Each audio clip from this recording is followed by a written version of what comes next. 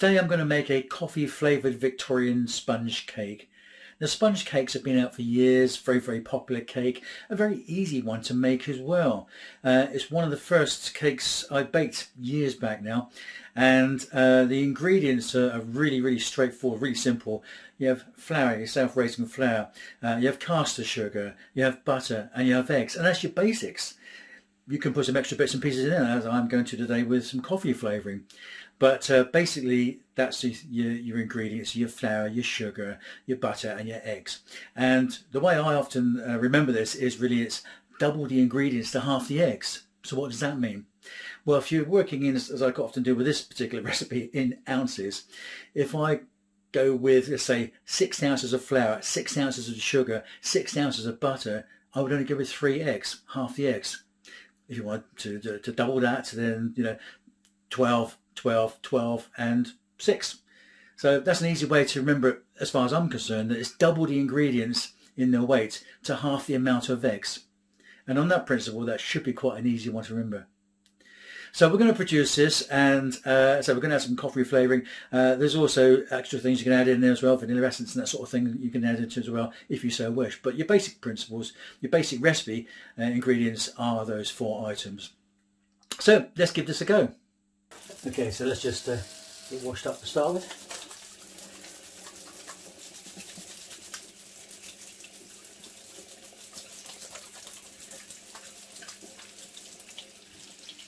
Okay, the mix I'm going to go is 8884. So let's start off with the butter in there.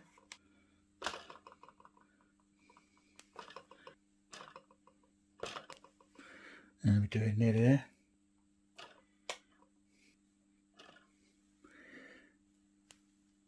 Nearly there. And it looks like that's it. Now we're going to get 8 ounces of sugar. Caster sugar,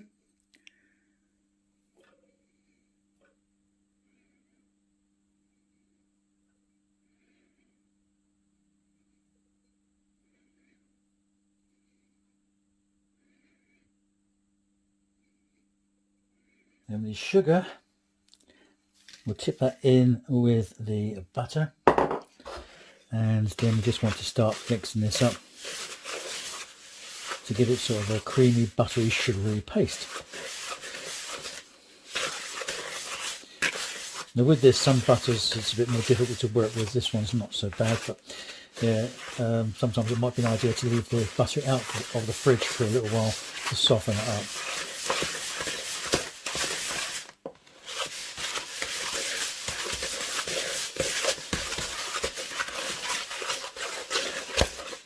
Okay, it's not looking too bad, it's looking like it's all pretty well mixed up. Okay, so that's your first stage then. Okay, so next stage then, and if you remember I said I was going for 8, 8, 8 of an ingredient mix, which means egg wise we're going to go 4 eggs, half the quantity. So with the eggs, we'll break 4 of these eggs into the butter and sugar mix.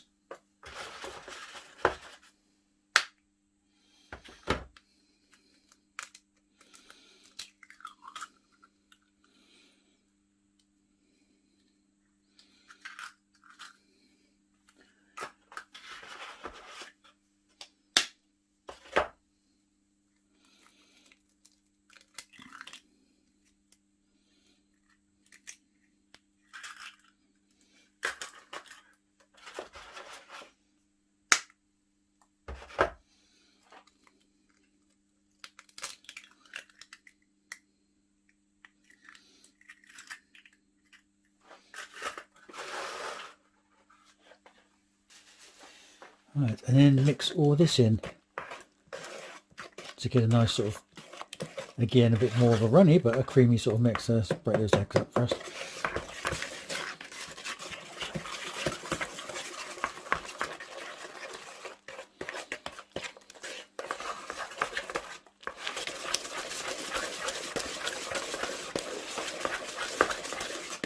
Okay, now we're going to get 8 ounces of flour. Now I'm using self-raising wholemeal flour on this one.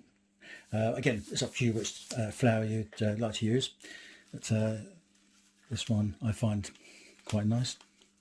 So let's have a look. I want to get 8 ounces in there.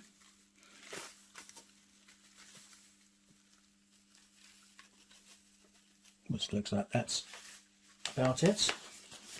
Okay, so the next thing is to add the flour into the butter, eggs and sugar mix. And that, as I say, is your basic ingredients. But I'm just going to add a couple of extra things in here, which is optional. So we've got some baking powder. Just going to add in there. About a teaspoonful will be enough for that, I would have thought. And then maybe a little bit of salt. Just a little bit of salt, really just a pinch of salt, so just maybe a couple of little bits like that, just to help bring the flavour up as well. And then we'll add that to the cake mix.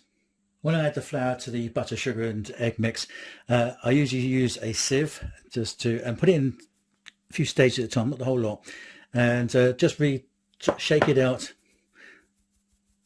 Some people don't always worry about this, but I always think it's quite good to actually get rid of any lumps that might be in there.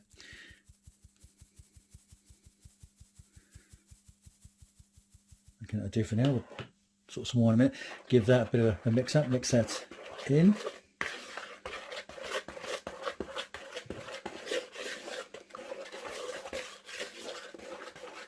Okay, that's looking good. Do the same again.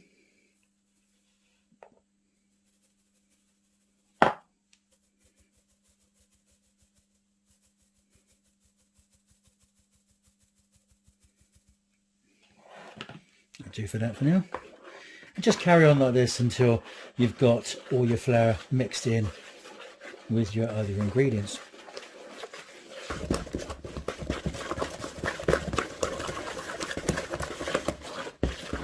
Okay, so that's nicely mixed up. Now, one or two extra other things we could add in there, as I mentioned earlier on.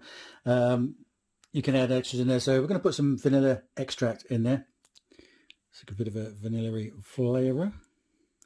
About a teaspoonful of vanilla extract should be sufficient enough.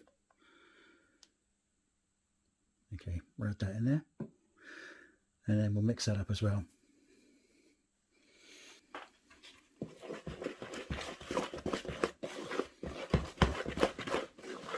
As I mentioned earlier, the Victoria sponge I'm making today is going to have a coffee flavouring. So we've got some coffee here. Now, the coffee I've got is granulated. You could get powdered coffee. With this one, depending on how much flavouring, I would say maybe about 2.5 tablespoonfuls of coffee should be enough. But what we need to do now is grind it down into a powder.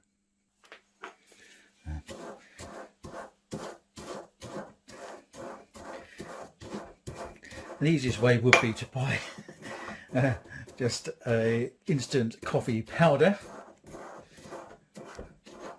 But I quite like the granulated coffee, so by doing that I'm giving myself a bit more work.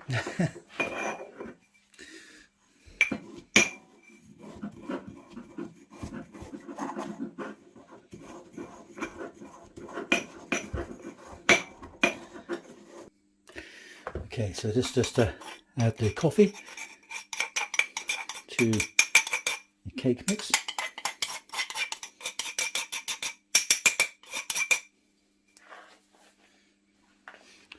Give that a nice little mix up there.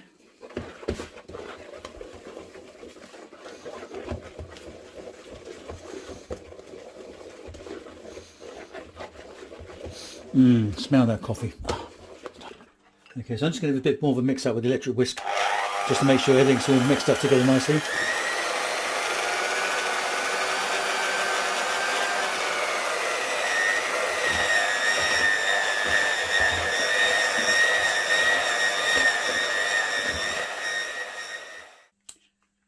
Okay, so we're then going to divide our cake mix up into these 2 silicone cake trays.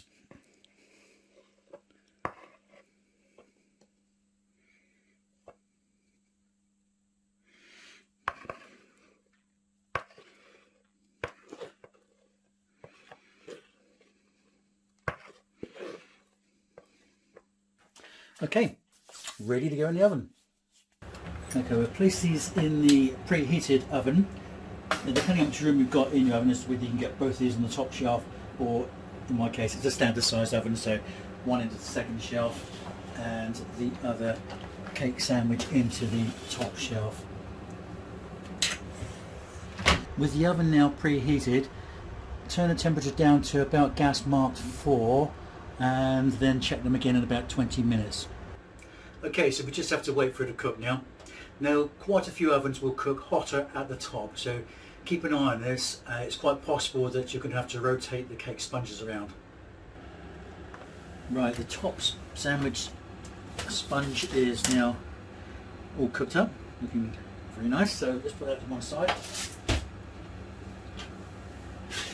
Bring this one out and we can see that it's still not cooked up, but with the fork test, yeah, you can still see there's plenty of uncooked cake mix on there. So let's put that up to the top, check it again in about 10 minutes.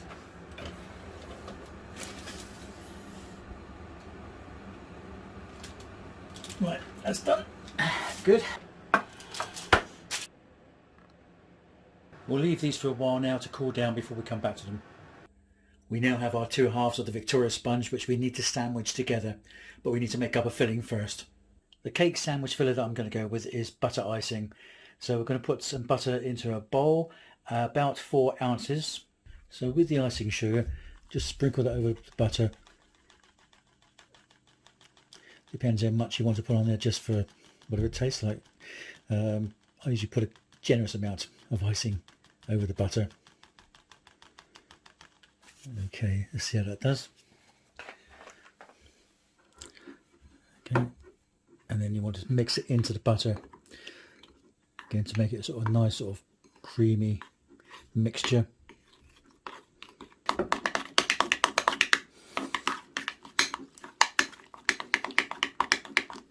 As I've made a coffee Victorian sponge, the butter icing I also want as a coffee flavour. So take that out of there. Just like before, we're going to put some coffee in there. Probably just a leveled off tablespoon will do. And just like before, with the granules, we'll break them up into a coffee powder.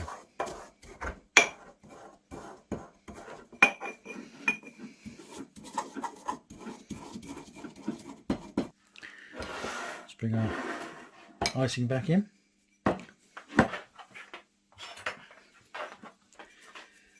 And we'll tip the coffee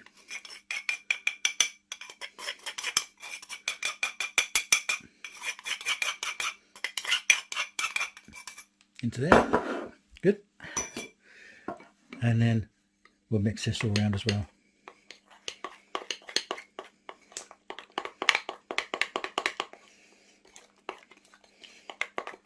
Grab one of those, put onto a plate upside down.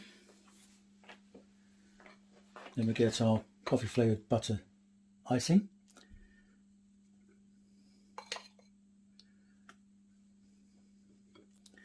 Spread this over the cake.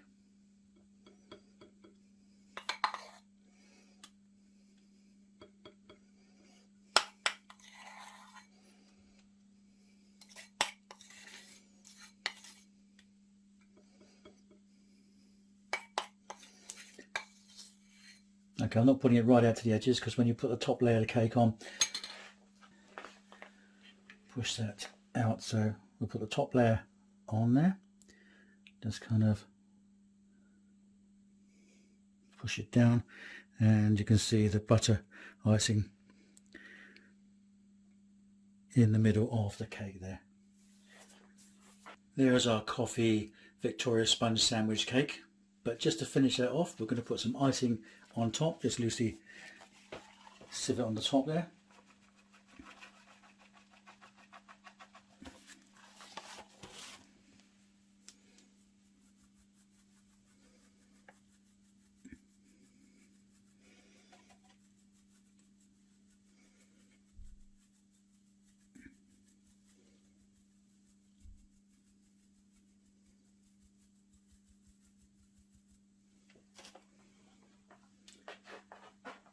there you have it.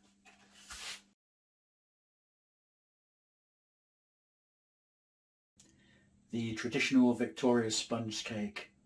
Another one of the Let's Bake It series, and I hope you've enjoyed watching this. So just to recap, we have in this 8 ounces of self-raising flour, 8 ounces of caster sugar, 8 ounces of butter, 4 eggs, and also we put in there some vanilla extract as well, and also some coffee granules which we ground up for the coffee flavouring.